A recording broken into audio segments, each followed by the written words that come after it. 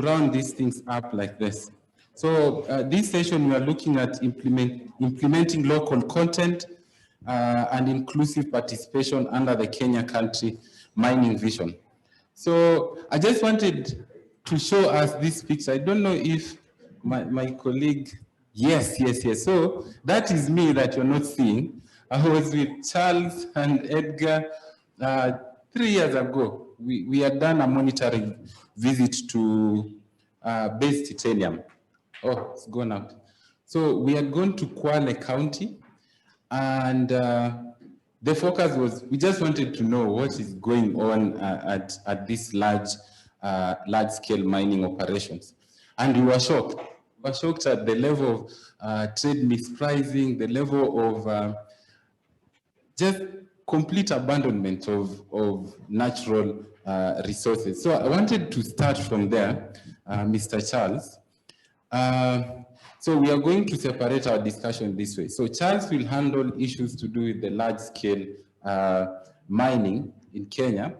And then Kefa will talk about the hustlers. So the artisanal miners. And then Augustine will just help us. He will be the structural guy. He will take us through the institutional frameworks and all that concerning this discussion. So I'm just going to go quickly to my friend Charles. And so Vision 2030 in Kenya, just to situate this discussion, Vision 2030, which I'm really proud because I don't know if my professor was there during the National Economic and Social Council, whereby we were given the chance of going around to train people on the implementation framework of Vision 2030. And one thing that was very, very powerful and very strong in that document was that in that particular year, around 2010, the contribution of the extractive industry was only 1% to GDP. And the goal was, by 2030, we were supposed to have 10%. So if we try and just situate that, by 2030, the goal was to have at least a GDP of around $200 billion. 10% of that, how much is that? People went to school. That is $20 billion. So if you use that in a Kenyan system, that is around $20 billion. How much is that in Kenyan shillings? 2 trillion shillings. That's a lot, huh? It's 200 billion, yes. 200 billion shillings annually as a contribution to GDP. That was the goal. So right now, I was just checking the numbers. We are still around 1%. Almost 10 years later. So I want to situate this discussion this way. So Charles, please tell us what's going on in this large-scale mining, and also help us understand issues to do with petroleum by just discussing the process of how these petroleum basins were awarded, what's going on. You can also talk about what we are seeing in the screens about the base titanium. So you can help us with that, understanding the level implementation of local content, and in terms of monitoring, what are we doing as CSOs in monitoring the activities of the large-scale miners. Welcome, Charles. Oh, you can, please, just take it from there. Is that okay? Okay. Good. Okay. Yeah, well, I think Roger has confused me a bit because my focus is trying to speak on the local content issue, but I'll try combine that with sort of what you're saying around Vision 2030 and the building of that. I mean, local content, and I speak as somebody who has been following it for the last many years. Local content by itself is a very brilliant idea. Because what I enjoy about local content is this sort of idea that you integrate these new sectors into the national economy, and by doing that, you expand the local participation, you build the local capacity, and sort of work towards like the Vision 2030 in terms of industrialization and that kind of thing. At the same time, you increase the amount of revenue that's actually retained in country.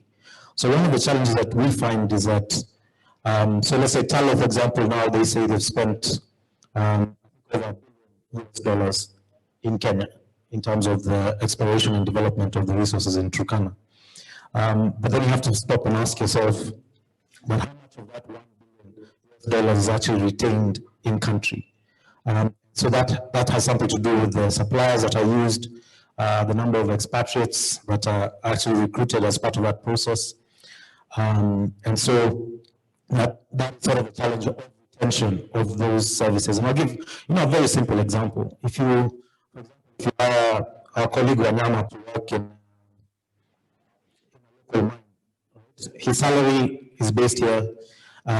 He pays the requisite taxes, sort of the payee tax and all those taxes locally. He retains all the money in country.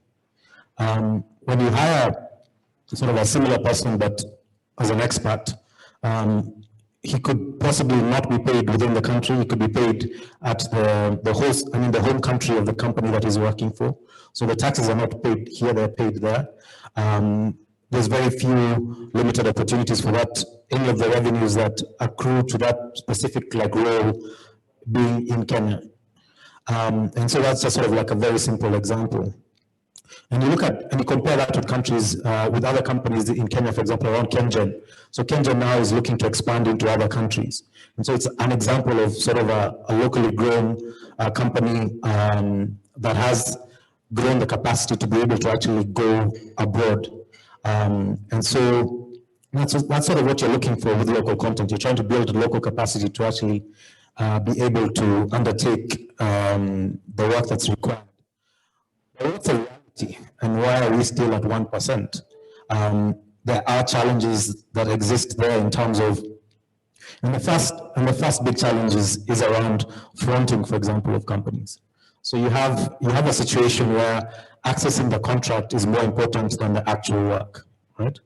So, example in Nigeria, for example, where we had some work ongoing there. So the person who gets the contract is not necessarily the person who's implementing the contract. So you're trying to build a local capacity there so that you're contracting locally, but the companies who actually pick up that work and who have that capacity will not be that local company. So that local company you're trying to build capacity is basically outsourcing that opportunity, so that accessing the contract becomes more important than the actual work. So in the end, you don't have a local company that's building that capacity to be able to undertake the work. And we saw that happening again, it's not only in Kenya, and also in Ghana. So there's fronting of local companies, fronting foreign companies. So they were only interested, so the local company would access that contract, outsource it to a foreign company, and then so the net effect is that the money that you expected to retain within country by hiring a local company is not there, because that foreign company, again, the resources are taken abroad, and again, challenged before. Another big challenge is around governance. Yeah, and I think my colleague Monica spoke about this, the information asymmetry that exists, so that the people who have access to the information in terms of availability of contracts or which contracts the companies will be giving out are sort of the political players or the people who are more connected. So they're the ones who are aware of those opportunities, as opposed to the people who you actually want to benefit from those opportunities. So that information asymmetry exists there, which is a bigger challenge. And it's sort of a governance, it's a governance challenge that exists. I think Prof was speaking, for example, around sandalwood. And sandalwood is a very interesting example, because at the moment you can actually buy sandalwood trees and plant them, but you can't export them. And so the people who have those export licenses are the people who are able to actually do it. Again, it's sort of the connected political players. So it becomes a governance. So it becomes from now a practical issue of what is illegal and what's legal to who's connected and who has access to be able to do it. challenge around local content has been this idea of local content. And again, I'll give an example of a company that was building a road in Wajir towards an oil site. For every other kilometer, they had to drop all their employees and pick up employees closer to there, right? Because that community there didn't want the other community benefiting from that specific contract. And what's the net effect there is that we are unable to develop critical skills within those communities. Because one person, you'll only give him money because you have to drop him. So you're not really building a skill of that specific person because you know that you'll drop him. So you have to, you mostly keep the more advanced skills at a higher level as opposed to building skills of the local people because you have to go dropping them as you move along. And so, I mean, these are some of the challenges that you find with local content. Thank you. I'll come back to you later, but I just want to move to Kefas. We say that you are the representative here of the hustlers, and you work and coordinate people who we report often as being troubled by the extractive, these large-scale miners. There's no formalization of that sector. So my question is this: what is the significance of ASMs in Kenya, and what are the current wins that you've had? Let's start on the positives. What are the things that you've seen changing in the country? And you can end by telling us the challenges and what you're proposing all together. Welcome, Kefas. Thank you very much. My moderator, actually, I will start by introducing myself as you did. First of all, I'm very happy that you have told me to speak on behalf of hustlers. I don't know to which context, but I will try to limit myself, especially to the local English, because according to the introduction and the standards which have been set, I don't command enough vocabulary to reach that standard. According to my question, I was asked whether it is achievable, but because of time, I will actually try to brush so that we can manage that time. To me, as the one who actually understands the local context of artisanal miners, and as I stand here, I'm a miner, we can achieve this, but only if we close the existing gaps in the new Mining Act. Why? In Kenya, we have actually separated the artisanal and small-scale mining, which is not supposed to be so. For we to actually have this implementation done, we understand very well, especially when it comes to artisanal miners. We know that the categories of mining in Kenya as we speak today. And as we speak, we know that when it comes to artisanal mining, somebody told the platform that actually I'm mining illegally. And I want to agree before this platform that I'm doing that, not that because I don't want to pay taxes, but because the government does not want me to pay taxes by not allowing me to work formally. I will give an example on that. We have an artisanal mining committee which is supposed to be at the county level. As we speak today, maybe as you talk about that, what is the composition of that council at the county level? The composition of the county council, it is a challenge as we speak.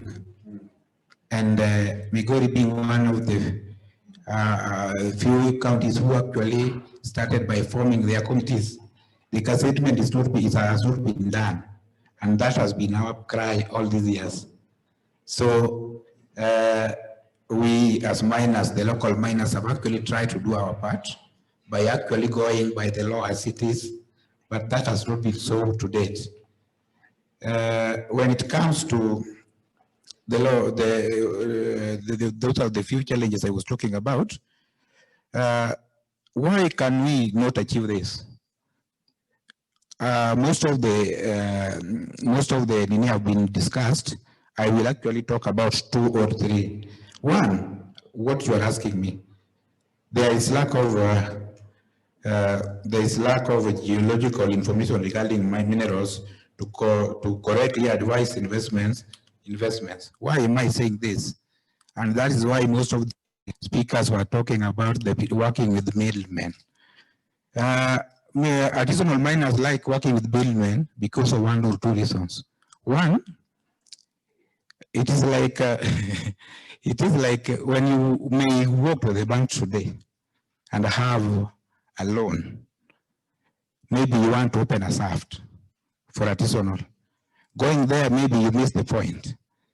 The bank will be on your neck maybe in 2 or 3 months. But when you work with the middleman, this is like how do we call it? This is like the best term is, this is like it's like a gambling, whereby nobody will come to you and ask you for what he borrowed you. So I think in terms of local miners, and when we work very closely with the government, especially the Ministry of Mining, we are supposed to actually formalize this thing so that once we have the license, we can actually work with the bank so that we have the equipment to identify exactly where we are going to open ourselves. We have this issue of law enforcement agencies, whereby now we are 4 years down the line. The formal gazettement of artisanal miners has not been done. So that one goes back to the mining department, especially as we understand that it still belongs to the local government, the national government. Our only part as hustlers is actually to do our part and form the association as required by the law and apply for the license permits. Thank you. Thank you so much. Thank you so much. Maybe before you leave, I just wanted to pick a quick question on artisanal and small scale mining in Kenya. If there's anybody, so that we save on time, any question from the floor? Allow me to add one point, if you allow me. Just please go ahead. As people are thinking about it, yes. I think there's this rampant conflict of interest in the mining sector, especially at the county level. Yeah. Why am I saying so? When it comes to public participation, which is a very key requirement in the Mining Act, you will find that, like in my county, we have like mining, fishing, agriculture going on. When it comes to public participation, because of this, especially, and I'm not blaming anybody, when it comes to public participation, especially with our officials from the county government, you will find that what is supposed to be discussed by miners, the very, very key agenda is taken to where fishing is taking place. Why? Because that person has self-interest. Thank you. Thank you. Thank you. So what Kefa is telling us is, according to him, right now in Migori County, we don't have a committee, the artisanal mining committee that is required by law, by Mining Act. So that is something that I think we need to note it down as a way forward, because in all these counties, that is already something that should be working. I want to go to Augustine. Maybe Augustine, you can also take the dice. And I just want you to help us and discuss the issue of inadequate institutional capacity and all these issues about frameworks, all these laws. For example, we have the Mining Act. People are talking about different policies in the county government. As we know, there are issues that, according to the Mining Act, their minerals are actually a reserve of the national government. And then issues to do with construction minerals, or even coordination of access to mineral land is at the county level. All these things, where is the we start 7 or 8%? Not often Augustine Masida. I work with Hakim Madini Kenya as the coordinator, and thank you for your detailed questions.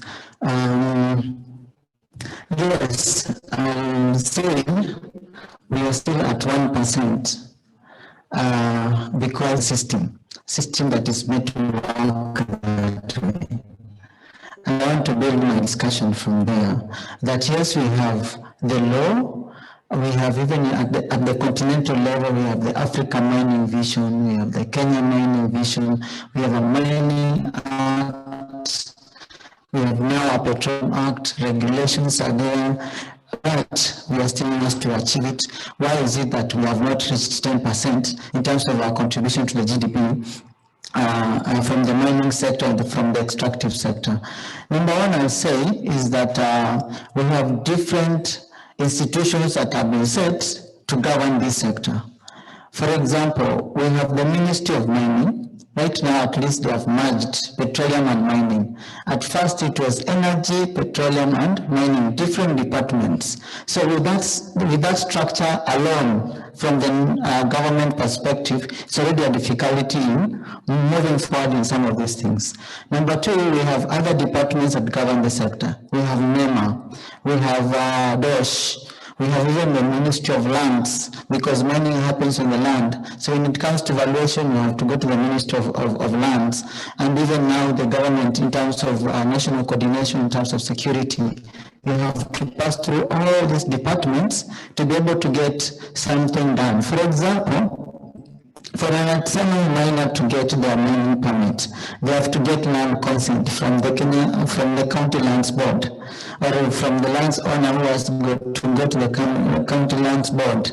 He has to go to NEMA for some valuation and reporting. He has to go to DOSH. He has to go to the mining cadastre to apply for the license, to pay some cost to the county government before going to the committee that you're mentioning. So you find that because structures are not a one-stop shop where the miner can apply once to get whatever he wants, then that scattered method of doing things really is a hindrance on its own. Number two, what is our level of awareness about the mining sector? Leave alone these people are within the four walls of this building.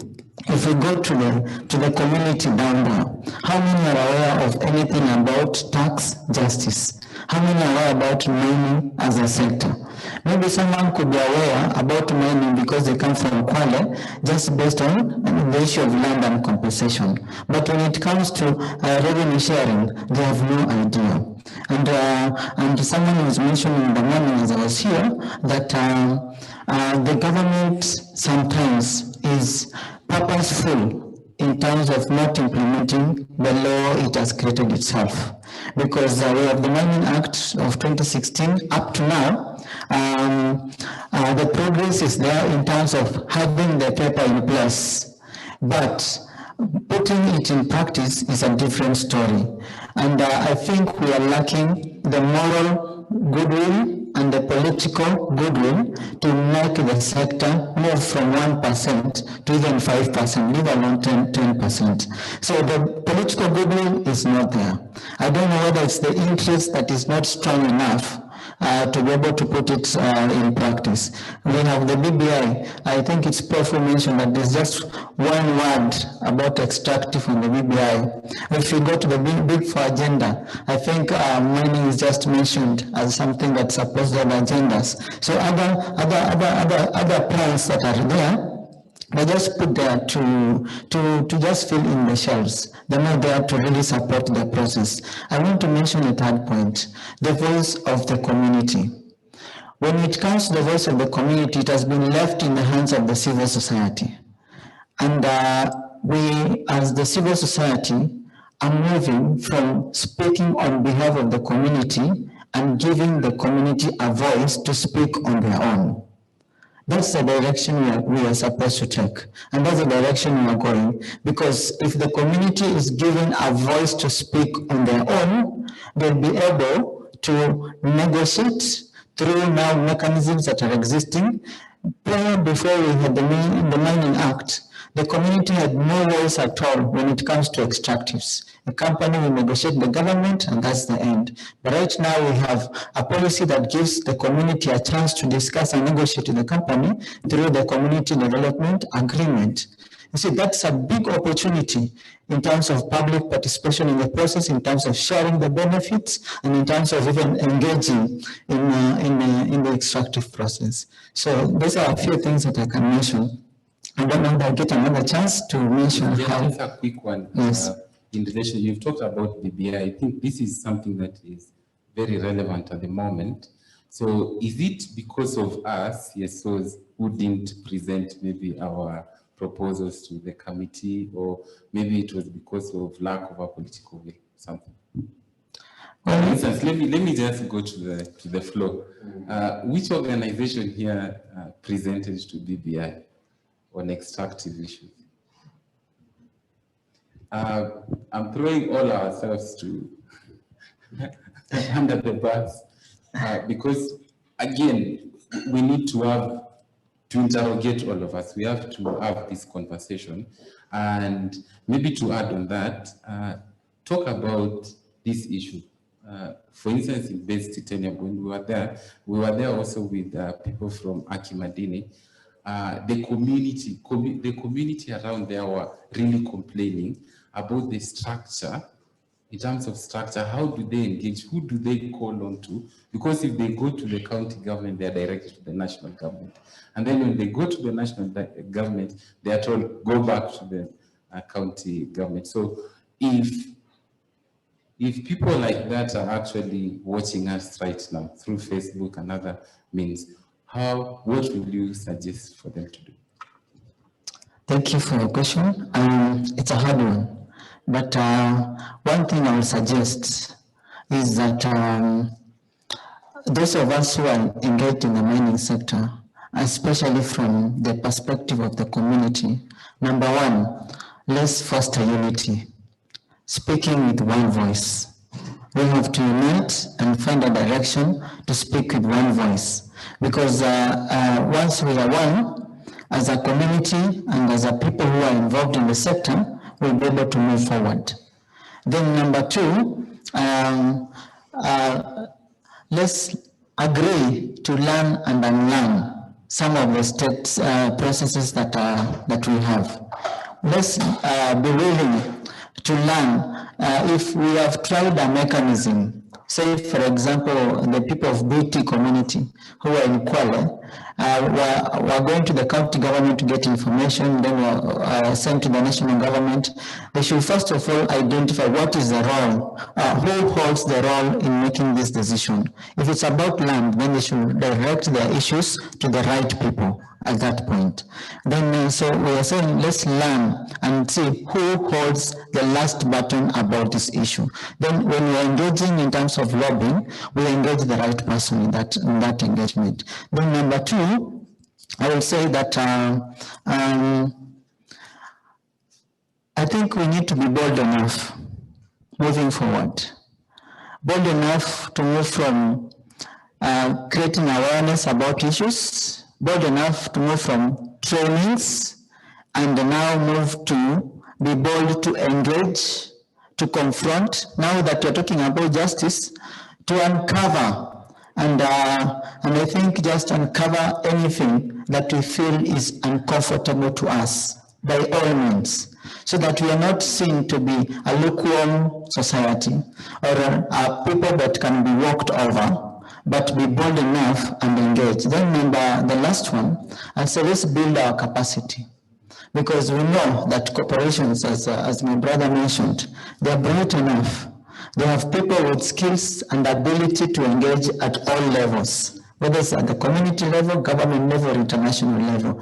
Then even all of us as we engage, from the community level, let's build our capacity. If it's linking with the academia, so be it, so that we are able to build our capacity to negotiate, build our capacity to engage, and find all avenues and methods of doing our advocacy work. Thank you. Thank you so much. I'll now come to the last two panelists and just ask for your final remarks and what you recommend for either government or CSOs or academia to do in this sector? Yeah, I mean, I think my comments is just that we need a bit more, I mean, from academia, I think more analysis on the actual impact of local content, especially with the current large companies, so that we understand whether the policies as they are at the moment are actually impactful. From civil society, I mean, more pushing for more transparency around local content contracting and similar things. And again, I mean, to government is just sort of creating that enabling environment to ensure that local content is actually effectively implemented. Thanks, Charles. I'll ask you, as part of your recommendations, just to talk to any organizations in different counties right now for artisanal miners, talk to them. And then secondly, I want you to talk to the county governments. What do they need to do? And also talk to the national government. What do they need to do? And then talk to people seated here as CSOs and also academia. From your own perspective, what do we need to do to support you? Thank you very much. As local miners, we need to move from the issue of actually begging or demanding or whatever. What we need to do is we need action. There is a saying in my community that one who marries and every day and divorces every day will never see the grandchildren. Miners are ready to see the outcome and the benefits of the new Mining Act 2016. In that case, we are actually appealing to our partners to come to the rescue, especially for the local miners, because local miners have actually organized themselves. And what they need now, they don't need any empowerment anymore. They need action, that is licensing, so that they can have their formal activities formalized according to the new Mining Act 2016. So thank you, ladies and gentlemen. I think that's it from us. And let's continue together. Thank you so much. Thank you very much. So